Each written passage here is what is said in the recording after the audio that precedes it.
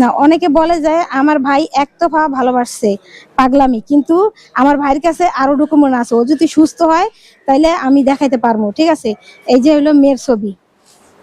এটা মেয়ে? হ্যাঁ, এটা মেয়ে। আচ্ছা আচ্ছা, এখন কি সে ডিভোর্সে? ডিভোর্স হয়ে গেছে আরো 1 বছর আগে। ডিভোর্স হওয়ার পরও আমার ভাইকে ব্ল্যাকমেল করছে যে আমি বাচ্চা নেই তোমার কারণে। দর্শক, এই মুহূর্তে কথা বলছি ঢাকা মেডিকেল কলেজ থেকে।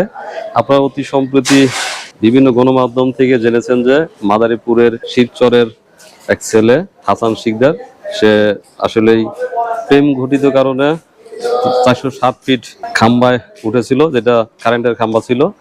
তো সেই ঘটনার প্রেক্ষিতে আজ এসেছি ঢাকা মেডিকেল কলেজে। এই মুহূর্তে কথা বলবো তারই বড় বোন। আপা, আসসালামু আলাইকুম। ওয়ালাইকুম আসসালাম। কয় ভাই কয় বোন আপনারা? আমরা 3 বোন 1 ভাই। আমার বাবা মারা গেছে, আমার ভাই হলো ছোট, আর ওই ভাইয়ের পরে আমার আরেকটা বোন আছে। আমরা 2 বোন বড়, তারপর হলো আমার ওই ভাই, আমার একটাই মাত্র ভাই। আচ্ছা, আমি আপনাদের বাড়িতে গেলাম। আপনাদের বাড়িটা একেবারে নতুন জায়গায়, এখন পর্যন্ত সব কাজ শেষ করতে পারেননি। একটু যে যে ঘটে যাওয়া 460 ফিট তার খাম্বায় যে উঠছিল, এটা কি প্রথমবার অন্য কোনো অ্যাটেম্প নিয়েছিল, বা কেন সেই অ্যাটেম্প গুলো নেয় আর কি? এই অ্যাটেম্প গুলো নেয় হলো ওই মেয়ে তাকে ব্ল্যাকমেল করে বিভিন্ন ভাবে। এর আগে 8 মাস আগে সে রেল লাইনে আত্মহত্যা করার জন্য গেছিল। ওইখান থেকে 999-এ ফোন দিছি আমি। ফোন দিয়ে ওইখান থেকে পুলিশ নিয়ে, তার বন্ধু বান্ধবের হেল্প নিয়ে আমি আমার ভাইকে ওইখান থেকে বাঁচাই আনি। এবং ওইখান থেকে আনার পরে আমার ভাই ঘুমের ওষুধ খাইছিল, তাকে ওয়াশ করানো হয়েছে। তারপরে তাকে ঢাকা আইসিইউর মধ্যে 1 সপ্তাহ রাখা পরে সে একটু সুস্থ স্বাভাবিক হওয়ার পরে আবার শিবচরে নিয়ে গেছি। পরবর্তীতে ভালো হয়েছিল কিছুদিন।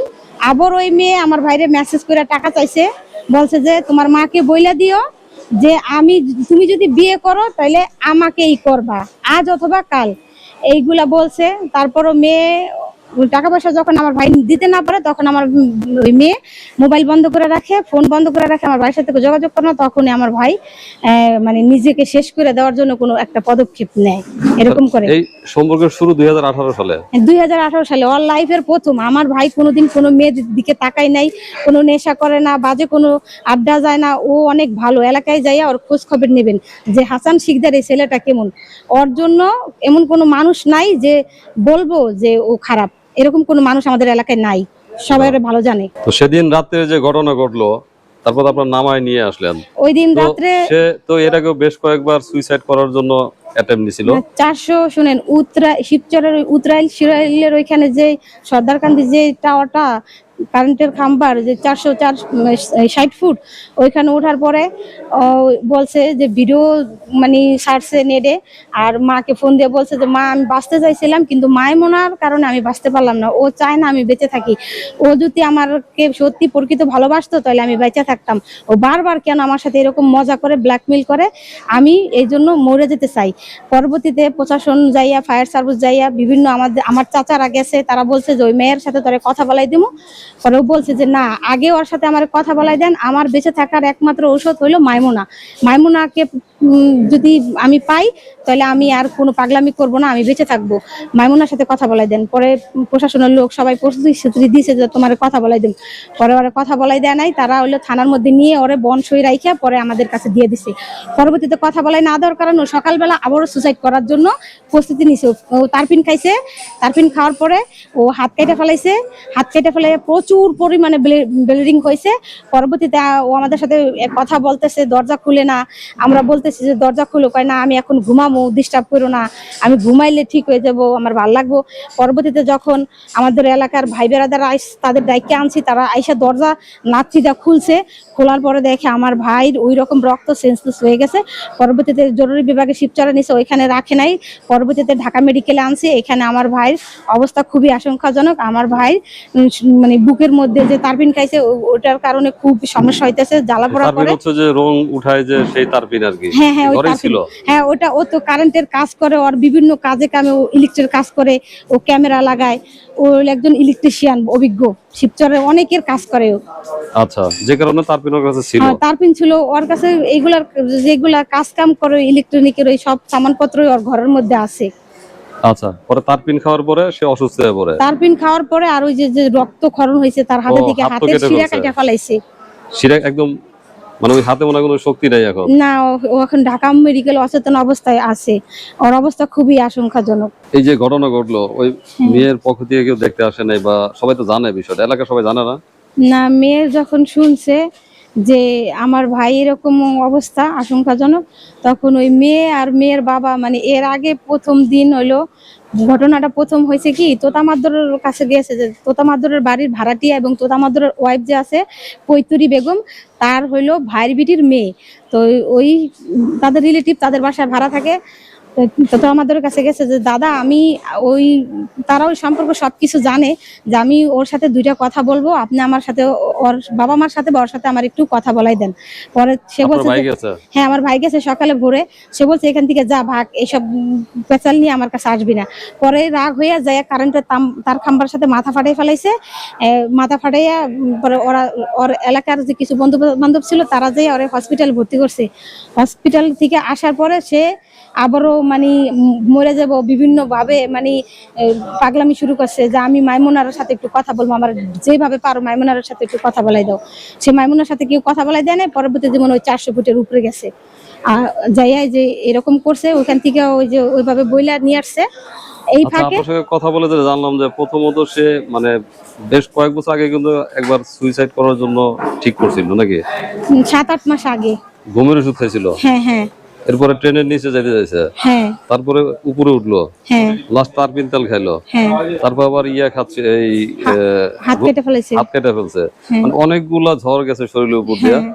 তাহলে এখন ওই মেয়ের স্ট্যাটাস কি, যে ওই মেয়ের জন্য এত কিছু না অন্য কোনো কারণ আছে? না, মেয়ের জন্যই, শুধু মেয়ের জন্য এরকম করার। মেয়ের বাবা মাসুদ মোল্লা, এবং ওর মার নামটা জানি না, মাসুদ মোল্লা ওর পিতার নাম, এবং ওর নাম মাইমুনা, ওর বোনের নাম মেঘলা। ওরা বাসা থেকে পালাইছে। যখন আমার ভাই এরকম শুনছে, এই ঘটনা শোনার পরে ওরা হলো বাসা থেকে সবাই পালাই গেছে গা, এবং উল্টা থানার মধ্যে যাইয়া নিরাপত্তাহীনতায় ভুগতেছি এই কথা বলে একটা জিডি করছে আমার মার নামে।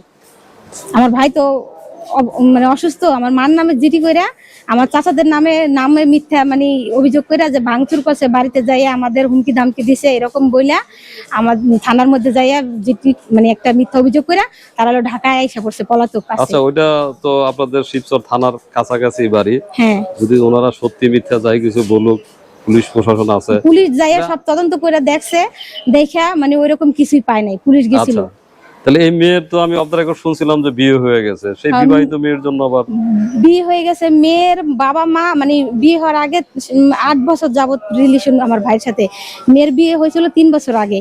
তো মেয়ের মা এবং বাবা দুজনেই ব্ল্যাকমেল করছে যে আমাদের কথা না শুনলেই আমরা যে পাত্রের কাছে তোকে বিয়ে দিব না, বিয়ে বসলে এখানে রাজি না হইলে আমরা আত্মহত্যা করে মাথা ওই যে মরে যাব। এবং মাথা আপনাদের শোনার কথা, এখন ব্ল্যাকমেল করছে ওনারা তো না, ও মেয়ে বলছে আমার ভাইয়ের কাছে যে বলুক, কিন্তু সেটা তো আমি আপনার সরাসরি জানি না। এখন কিছু প্রমাণ আছে আমার কাছে যে আমার ভাই তো আর এমনি এমনি একটা মেয়ের সাথে, যেমন আপনার মতো বলছেন, কিন্তু ওনারা তো বলার সুযোগ পাচ্ছে না এখানে। না, অনেকে বলে যায় আমার ভাই একতরফা ভালোবাসছে, পাগলামি। কিন্তু আমার ভাইয়ের কাছে আরো ডকুমেন্ট আছে, ও যদি সুস্থ হয় তাহলে আমি দেখাইতে পারবো। ঠিক আছে, এই যে হলো মেয়ের ছবি।